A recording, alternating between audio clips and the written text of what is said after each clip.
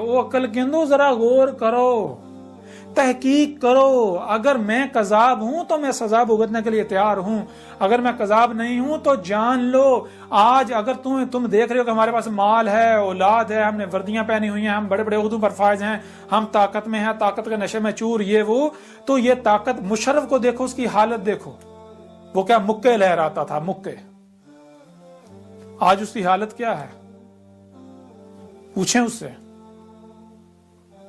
آج آپ کے پاس وقت ہے، اللہ کے رسول کو پہچان لو، اس کی نصرت کرو، ورنہ بار بار کہا جا رہا ہے عذاب عظیم القاریہ سر کے اوپر کھڑی ہے، بالکل تمہارے سر پر کھڑی ہے، بالکل.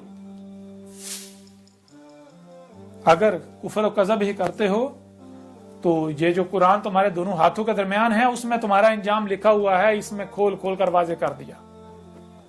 ٹھیک ہے، میرا کذب کرو، میرے ساتھ دشمنی کرو، ایک بار کم از کم پڑھ لو، تحقیق کر لو، تاکہ بعد میں آپ لوگوں کو پچھتانا نہ پڑے.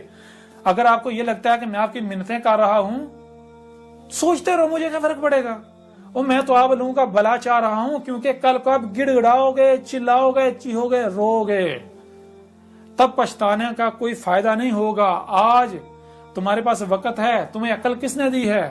آنکھیں، یہ صلاحیتیں کس نے دی؟ اللہ نے دی ہے نا. تو ایک بار مان کے دیکھ لو، اسے پڑھ کے دیکھ لو، ایک بار میری دعوت کو سن کے دیکھ لو. میرے خلاف جو محاذ کھلے ہوئے ہیں، اتنے بڑے بہتانات لگائے جا رہے ہیں. کہتے ہیں جی، یہ کہتا ہے جی محمد نبی نہیں تھا، محمد رسول ہی نہیں تھا، اسے پڑھو، کذاب ثابت کرو مجھے. میں نے کب کہا؟ یہ تم مومن ہو؟ جھوٹ بول رہے اتنے بڑے، کہتے ہیں ہم محمد سے بڑی محبت کرتے ہیں، حب کرتے ہیں. جھوٹے مکار ہو تم لوگ، بہتانات باندھ رہے ہو.